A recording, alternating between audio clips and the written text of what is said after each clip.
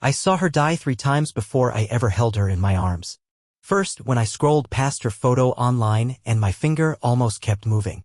Second, when I walked out of the shelter the first time, too scared to make a decision. Third, when they told me she had 1 week left. Her name was Sadie. A pit mix. 5 years old. Brown coat with patches of white and eyes that didn't match. One was cloudy, almost blind. The other? It looked straight through you. Like she knew exactly who you were and what you'd done. I wasn't looking for a dog. Hell, I wasn't looking for anything. I was trying to survive another day in my empty-ass apartment with a job I hated and a silence so thick it felt alive. But there she was. On some crappy local shelter site, buried between a dozen photos of matted fur, fearful eyes, and those red urgent banners screaming from every frame. And something about her made me stop. She wasn't begging in her photo. Wasn't smiling or tilting her head like the others. She looked tired. Resigned. Like she already knew she wasn't getting out. I don't know why I drove to the shelter that day. Maybe I wanted to prove to myself I could still feel something. Maybe I was looking for something broken enough to match me. The place smelled like bleach and piss. A girl at the front desk barely looked up when I said, I saw a dog online. Sadie? Her eyes flicked. She's still here? Still here? Like it was a miracle. She led me down a row of kennels. Metal bars. Cold concrete. Dogs barking, spinning, howling. Madness echoing in every direction. And then, quiet. Sadie sat in the back of her cage. Perfectly still. Watching. Not afraid. Not hopeful. Just, done. I crouched. She didn't move. Hey girl, I whispered. She blinked. Slowly. Then she turned her head away. Like I didn't matter. Like she'd already said goodbye to people like me 100 times. She doesn't warm up to anyone, the girl said. Been here over a year. Came in after a fight bust. Used as bait. I felt my stomach drop. She's not aggressive, the girl added quickly. Just closed off. She doesn't trust. No shit. Would you? I stood up. My throat tight. Can I take her out? The girl hesitated. You sure? No. I wasn't. Not even a little. But I nodded anyway. They brought her to a fenced-in yard. She didn't run. Didn't sniff. Just stood by the gate, watching the cars go by like she was waiting for one to come for her. I sat on the bench and didn't say a word. 30 minutes. Nothing. 40. She finally looked at me. Walked 2 steps. Stopped. Another step. Then she sat. Not next to me. Not even close. But in the same universe. And that felt huge. I'm Jake, I told her. She laid down. Facing away. But she didn't leave. And neither did I. I couldn't sleep that night. I kept seeing her face. That one cloudy eye. That empty stare. Like she was already a ghost walking the earth waiting to disappear for good. I told myself I wouldn't go back. I wasn't ready. I had no experience. No fenced yard. I didn't even know if my lease allowed dogs. But my body didn't care. The next morning I found myself in my car again. Driving the same road. Turning into the same cracked parking lot. My hands were sweating on the steering wheel. What the hell was I doing? The same girl was working. She looked surprised. She's still here, she said again. Still. Like it was a countdown. I asked if I could see her again. She nodded, but I could see something in her face, like she didn't want to get her hopes up. Like she'd seen this before. People coming back. People leaving again. Sadie always staying behind. This time, when they brought her out, she looked straight at me. And I swear to God, something flickered. Recognition? Hope? No. Not yet. But maybe a crack in the wall. I sat down in the yard. Didn't speak. Didn't reach for her. I just existed. After 10 minutes, she lay down again. Closer. 15 feet, maybe? Progress. A guy came out. Big dude. Bald, with sleeve tattoos. Shelter manager. She's not easy, he told me. She's got scars you won't see till month 3. Maybe month 6. You sure you want that? I wanted to tell him no. I wasn't sure about anything. But instead I said, what happens if no one takes her? He didn't answer. Just looked at the sky like it was easier to lie to that than to me. Then he said 2 more days. That's what we've got left. It hit like a freight train. 2 days.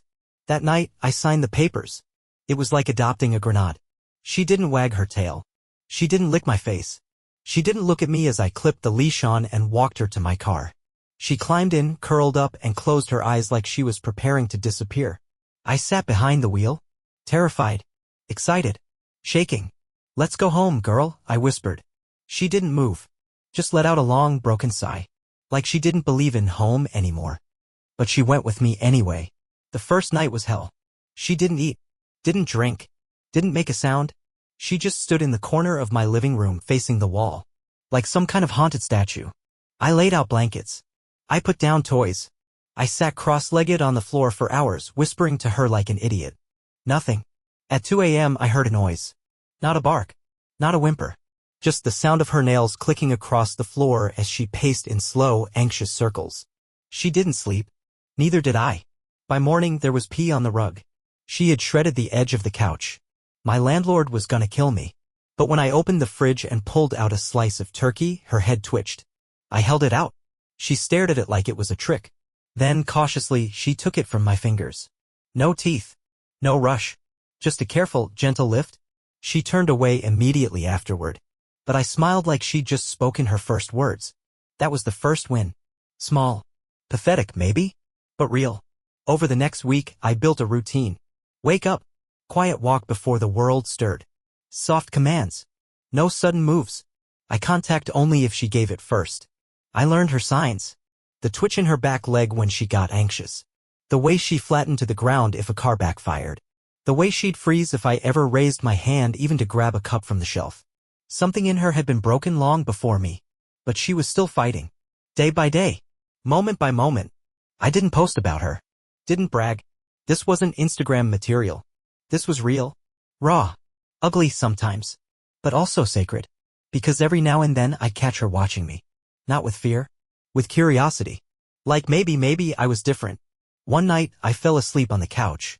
Around 3 a.m. I woke up to something warm against my leg. I looked down. Sadie was there. Not touching me exactly, but close. Inches away. Eyes closed. Breathing slow. And for the first time since I brought her home. Her tail gave one tiny wag. I broke down crying right then and there. Yeah. A grown-ass man. Sobbing on the couch at 3 in the morning because a broken dog wagged her damn tail. It wasn't even a full wag. Just a flick. Like her body wasn't sure if it was allowed to feel that yet. But it was enough. It meant she was still in there, somewhere beneath the trauma and the silence. Some version of Sadie that wanted to trust again. Wanted to live. That night changed everything. Not all at once. No dramatic overnight transformation. But something shifted. She started following me around the apartment. Never too close. But always within sight. She'd sit outside the bathroom while I showered. Wait by the door when I left for work. She never made a sound, but her presence became a heartbeat in my day. I started coming home earlier. Stopped ignoring calls from my mom. Even started eating real food again instead of microwave crap. It's like she was rewiring me while I was trying to rebuild her. Week 3, I took a risk. The dog park. I knew it was a bad idea. Too soon. Too many variables. But I needed to see how she'd react to the world. We stayed outside the gate at first. Just watched. Other dogs running, barking, playing. Owners laughing. Leashes swinging. Sadie stood stiff beside me. Ears pinned back. Every muscle taut like a loaded spring. I kept the leash tight. It's okay, girl. We're just watching. Then a golden retriever trotted up. Big, happy idiot. Tongue out, tail wagging like a helicopter. Sadie froze. I braced myself. But instead of snapping or lunging, she stepped behind me. Not out of fear. Out of choice. Like she was saying, you're my safe zone now. I didn't move. Just knelt down, one hand resting lightly on her back.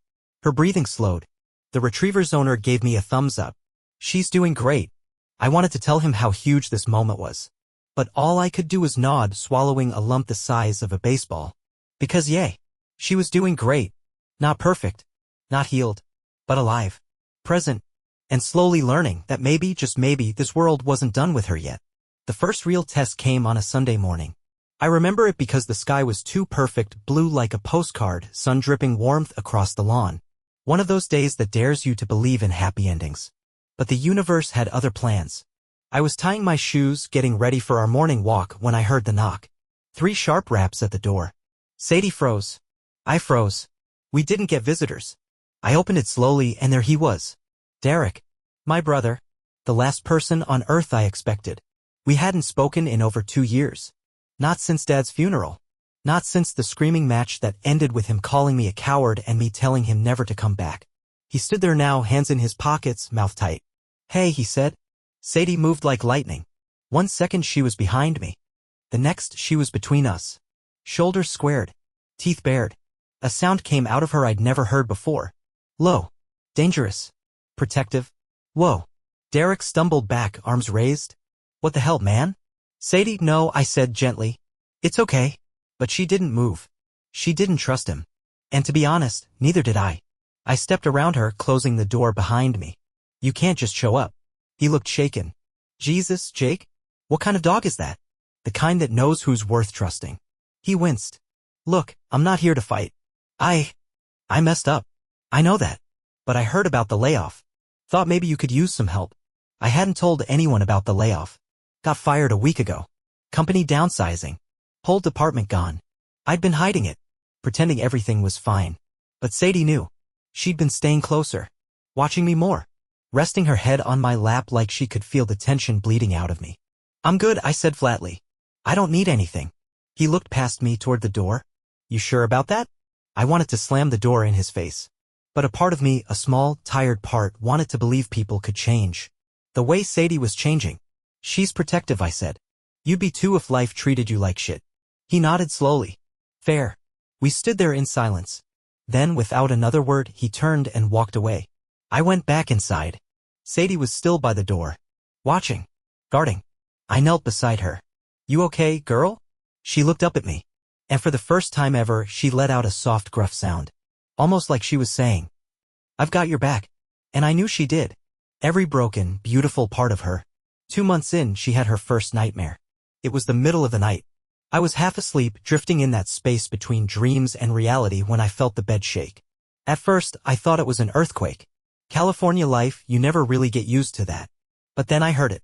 A low, choked whine. I turned on the bedside lamp. Sadie was thrashing. Her legs twitching. Her breath short and panicked. Eyes closed, but locked in something terrible. Somewhere I couldn't follow. Sadie, I whispered, reaching out. She snapped awake with a sharp yelp and bolted off the bed. Slammed into the wall. Spun in a panic. I stood, arms out. It's me. It's okay. It's me. She backed into the corner, chest heaving, her eyes wide with terror. And I knew what this was. Not a dream. A memory. Something from the fight rings. From the cages. From whatever hell she'd been dragged through before I ever found her. I didn't move. Didn't call her name again. I just sat down on the floor, crossed my legs, and waited. 5 minutes. 10. Eventually, she crept toward me. Her body low. Cautious. Shaking. She reached my feet. Paused. Then collapsed into my lap like a felled tree. Dead weight. Absolute trust. I held her. Just held her. Her breath slowed. Her heart found its rhythm again. I whispered into her fur, you're safe now. I swear to God, you're safe. She didn't make a sound. But her paw moved. Rested over my arm. And I stayed like that until the sun rose. Because when you love something broken, you learn how to sit with the pieces. And you hold them gently until they don't tremble anymore. A few weeks later, something unexpected happened. She played. Like really played. We were in the backyard, a small patch of grass behind my building, half dirt, half weeds. I just finished my second cup of coffee and tossed a squeaky toy into the grass, more out of habit than hope. Usually she'd ignore it. Maybe sniff it. Maybe stare at it like it had personally offended her. But this time she ran. Bolted after it with this awkward, clumsy energy like her body didn't remember how joy was supposed to feel. She grabbed the toy, shook it violently, then dropped it and looked at me like, did you see that? And I lost it. I clapped. Cheered like she'd scored a damn touchdown. Sadie's tail went wild. She barked aloud, clear, proud. Then she did it again. And again. And for 10 glorious minutes she wasn't a rescue dog. Wasn't a survivor. Wasn't the ghost of some horrible past. She was just a dog. My dog. Happy. Whole. Alive. I sat on the grass, heart full, eyes burning. You're amazing, I told her. She trotted over, dropped the toy in my lap, and stared at me like, your turn. So I threw it. And she ran. That night, I posted a picture of her for the first time. No filters. No hashtags. Just her, tongue out, eyes bright, standing over her toy like she'd conquered the world. The caption? Her name is Sadie. She was supposed to be unadoptable. I didn't expect anything from it. But within hours, my phone blew up. Likes. Shares. Comments. People wanted to know her story. Wanted to see more. Some said she gave them hope. I was stunned. Because for the first time in my life, something I loved wasn't just surviving. It was inspiring. Sadie didn't care about any of it, of course. She just curled up beside me, head on my thigh, and let out one of those deep, contented sighs. But I knew she was becoming something more than a second chance. She was becoming proof that even the most shattered souls can come back to life if someone's just willing to wait long enough. Things were good, too good, and that's when life usually strikes. It was a Thursday, hot, sticky, miserable. I came home late from a job interview that went nowhere, sweating through my shirt, exhausted and irritated. Sadie didn't come to the door. She always came to the door. "Sadie," I called. Nothing. Panic rose fast. My stomach dropped. I kicked off my shoes, ran through the apartment. She was in the corner, curled up, still, too still. I dropped to my knees. "Sadie, hey, look at me." She opened her eyes, slow and glazed, tried to lift her head, and failed. "Jesus, no. I grabbed my phone, dialed the vet. I don't even remember the words I said, just that I was shaking so bad I dropped the phone twice. 30 minutes later, we were in the emergency clinic. The vet tech took one look and rushed her back without a word. I sat in that cold waiting room for what felt like an eternity. Sweat dried on my skin. My hands wouldn't stop twitching.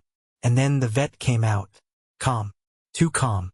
"She's stable," he said. I nearly collapsed. "But we ran blood work. She's severely anemic.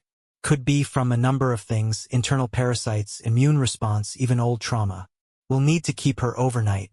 Maybe longer." I nodded. Or tried to. My neck barely moved.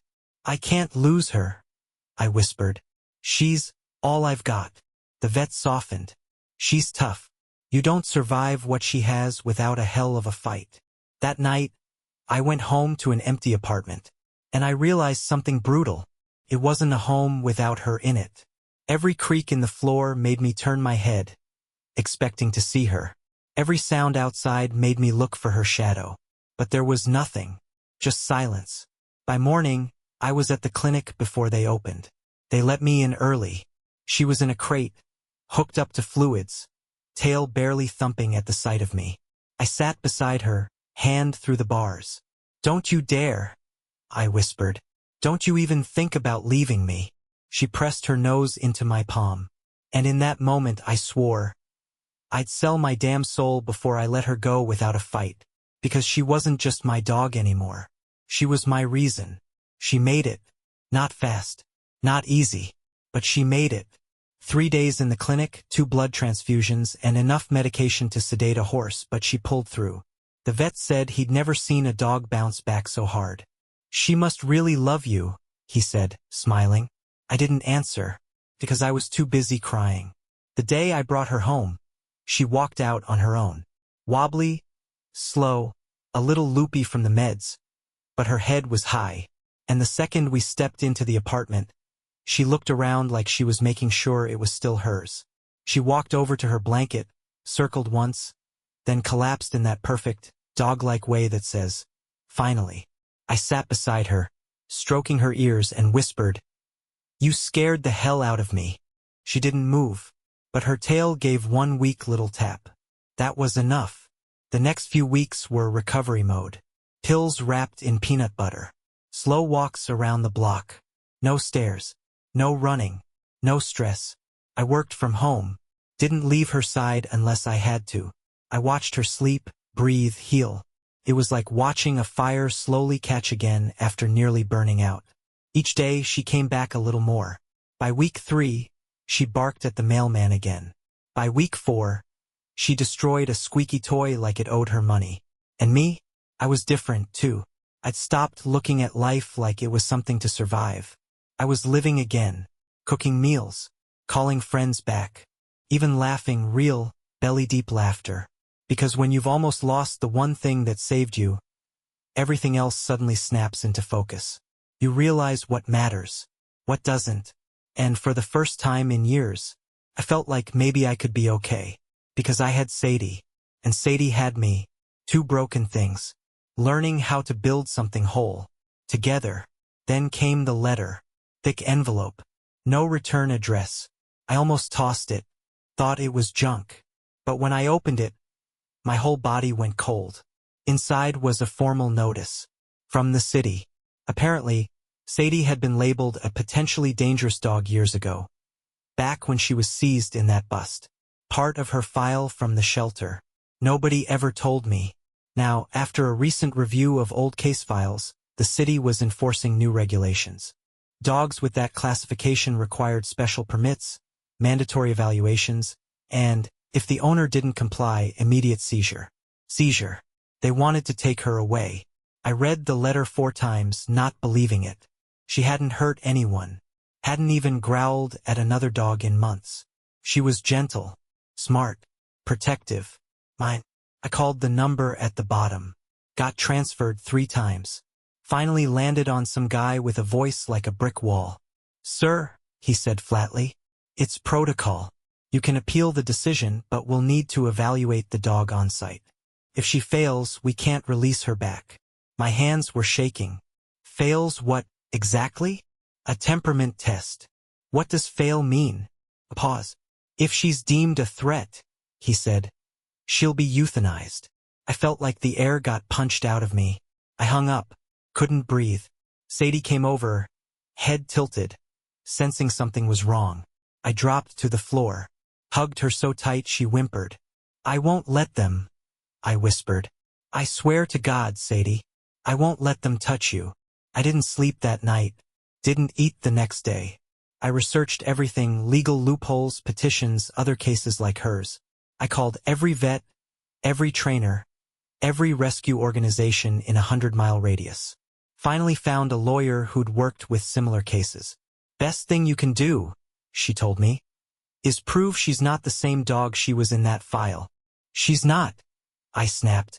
"Then let's prove it." And so began the fight of our lives. Paperwork, evaluations, letters from trainers, neighbors, my vet, my landlord, videos, photos, everything. I turned our entire apartment into a goddamn courtroom exhibit. Because I knew what she was worth. She wasn't just a dog. She was redemption, loyalty, survival. And no government form was going to tell me she didn't deserve to exist. Not on my watch. The evaluation day came like a thunderstorm on a sunny sky. Clear morning, birds singing, and yet my stomach churned like I was walking into a war zone. The appointment was scheduled for 10:30 a.m. At 9:45, we were already parked outside the animal control facility. Sadie sat in the back seat, head low, eyes flicking toward the building like she knew.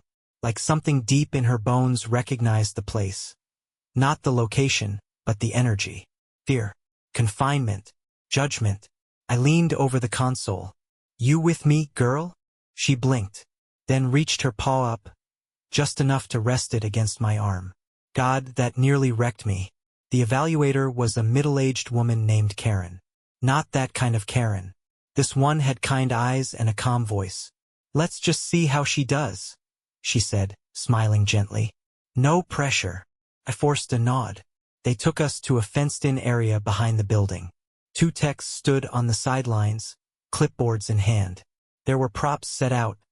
Rubber hands on sticks, loud noisemakers, a life-size mannequin. All tests. Sadie sat beside me, calm, watching, still. The first test was touch response. Karen used a fake hand to pet her side. Sadie glanced at it, sniffed, gave a lazy tail wag. Second test, reaction to a sudden noise. A loud clatter from behind. Sadie flinched, then sat down. Didn't growl, didn't bark, just looked to me. Next test, approaching a stranger. One of the techs, a big guy in a hoodie, walked straight toward her. I held my breath. Sadie stood up, ears forward, tail low. She didn't growl. She stepped in front of me, like a shield, protective, but calm. I saw the tech scribble something. He glanced at Karen and nodded. Last test, they brought out a stuffed dog on wheels. Don't ask me why. They rolled it toward Sadie like some creepy Build-A-Bear on a death mission. Sadie sniffed it, then walked away like she was too mature for that kind of nonsense. I almost laughed. Karen turned to me. "She's remarkable." I couldn't speak. My throat had sealed shut with emotion. "I'll file the report today," she continued. Based on everything I saw, there's no reason she should be classified as dangerous anymore. I blinked. What does that mean? I whispered. It means she's free. Karen smiled. You both are.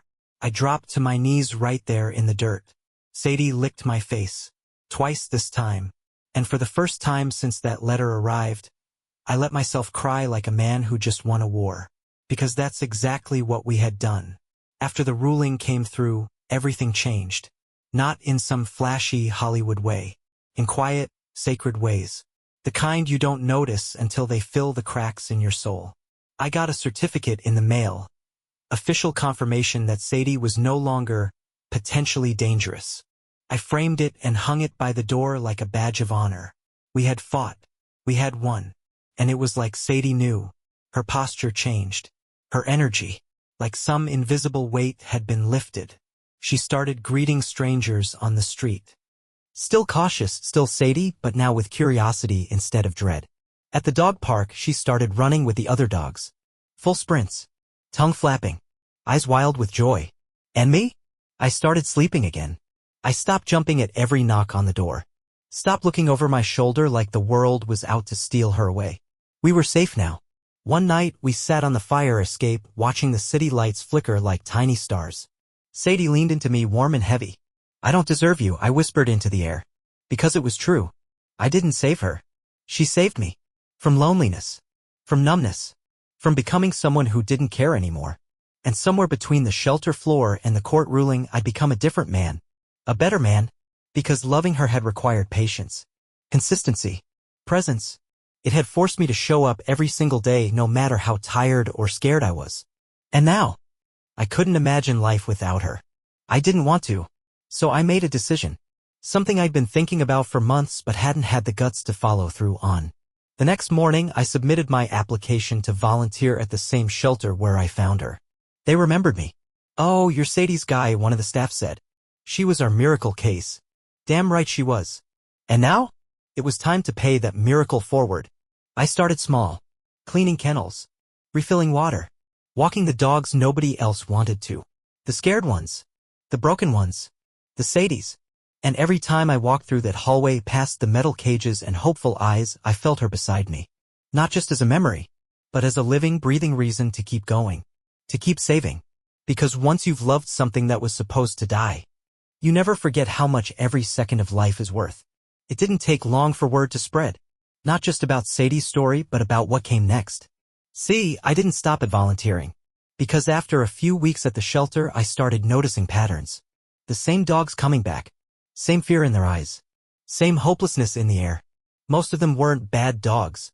They were forgotten dogs. Abused, neglected, misunderstood. They needed more than a bowl of food and a 10-minute walk. They needed what Sadie got. Time. Patience. A person. So I pitched an idea to the shelter director. A program. Small scale. Foster-based. Just 4 red flag dogs, the ones labeled too damaged, too risky, too much. We train them. Love them. Give them space to just be until they were ready for a home. I called it the Sadie Project. I expected rejection. I got a handshake. And a key. Within 3 months, we had 5 dogs in the program. By month 6? 10. Sadie came with me to every session. She was the face of the project. The proof that recovery wasn't just possible, it was powerful.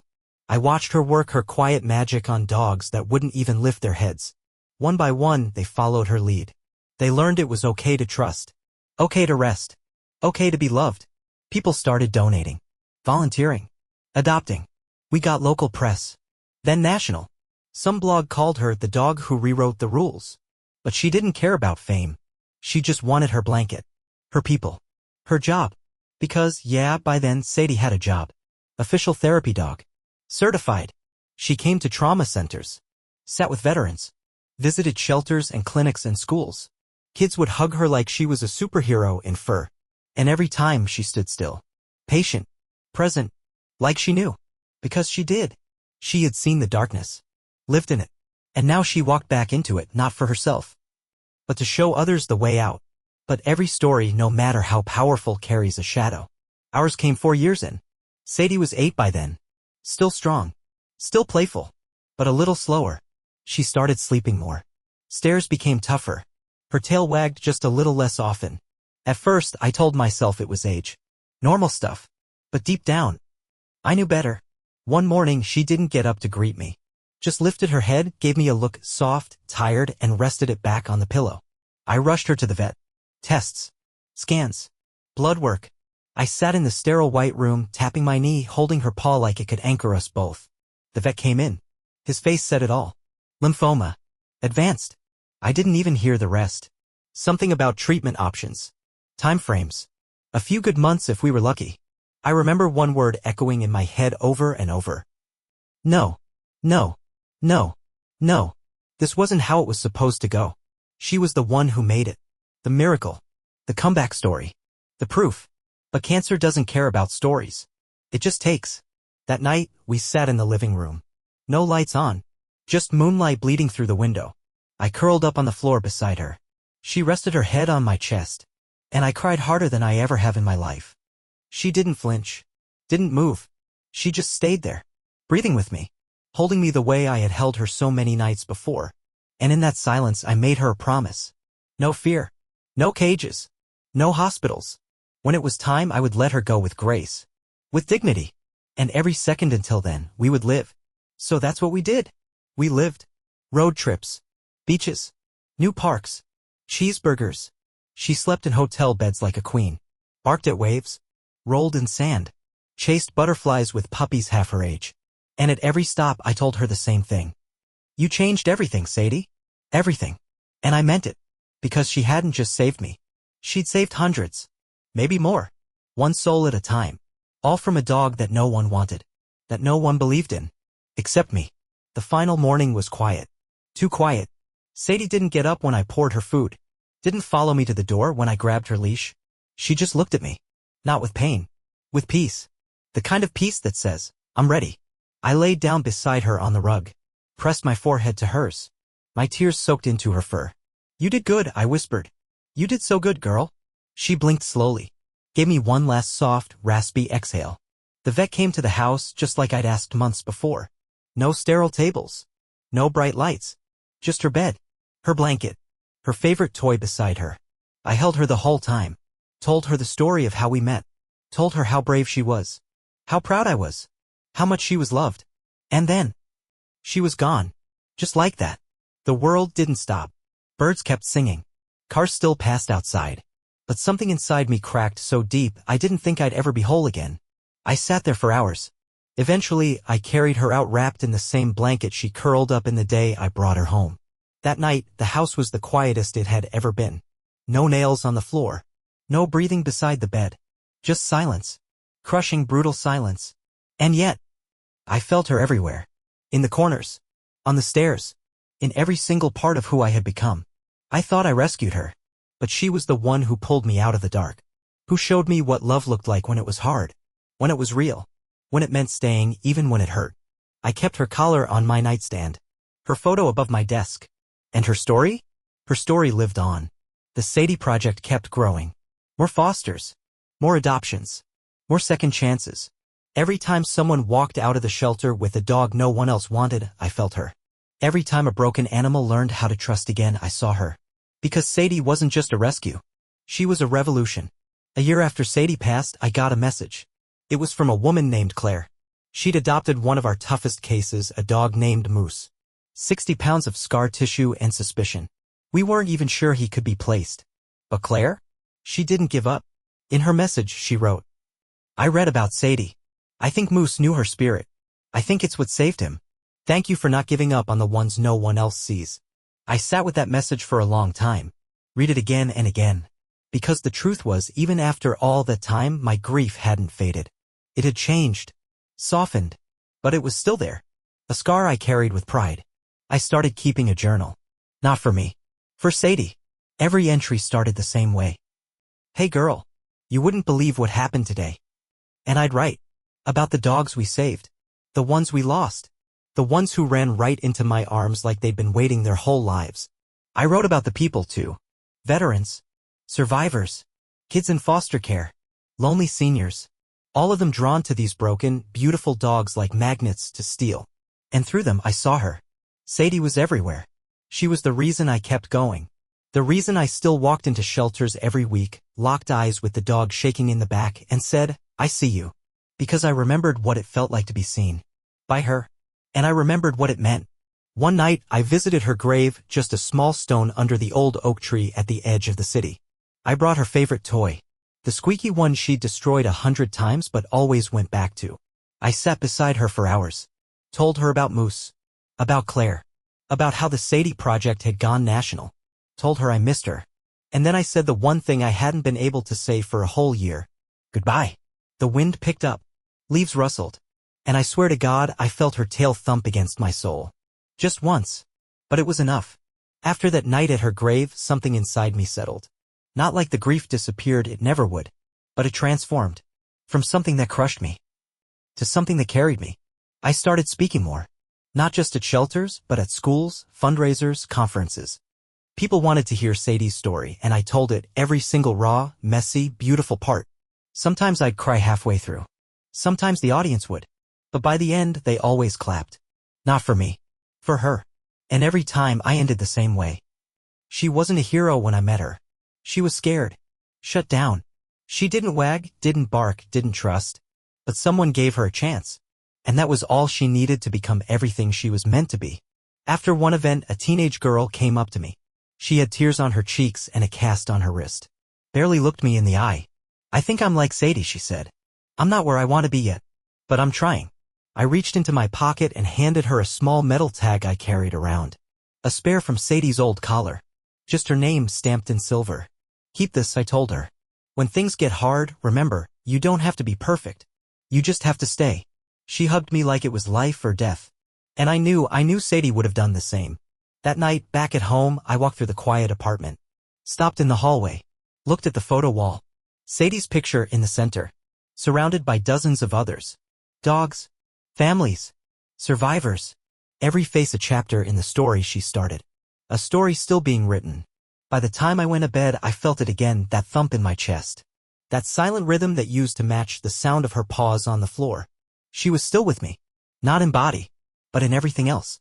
And damn it, she always would be. Years passed. The Sadie project grew into something I never imagined. We had chapters in 12 cities. Full-time trainers. Therapy certifications. A sanctuary ranch for dogs who needed permanent care. We even partnered with a prison rehabilitation program, pairing inmates with high-risk rescues. The change in both was nothing short of holy. And at the heart of it all was Sadie. Her face was our logo. Her story was our foundation. People asked me all the time, "How did it start? What made you choose her?" And every time I said the same thing. She chose me. It always got quiet after that. Because the truth hits different when it's simple. I kept the apartment all those years. Never moved. I couldn't. Every corner still whispered with her memory. Her blanket stayed folded at the end of the couch. Her collar still hung from the bedroom door. And every morning I said, "Good girl," like I was still talking to her. Because maybe I was. Maybe I always would be. One winter I got a letter. Handwritten. It was from the woman who'd worked the front desk at the shelter the day I met Sadie. She said, "I wasn't supposed to let you see her twice. Policy said one interaction per person for unadoptables. But something in your face told me you needed her as much as she needed you. I'm glad I broke the rules." I framed that letter. Put it right next to Sadie's adoption papers. Because that small act, barely a flick of defiance, changed everything. The world didn't stop spinning the day Sadie died. But mine did. And when it started again, it was turning in a better direction. Because of one dog. One soul. One second chance that led to thousands more. Not a day went by I didn't miss her. But not a day went by that I wasn't grateful for every moment we had. For every inch of progress. Every single breath. She wasn't just my dog.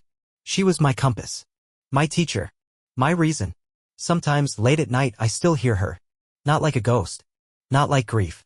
Like memory. Like love echoing back through the walls of time. The soft jingle of her collar. The thump of her tail on hardwood.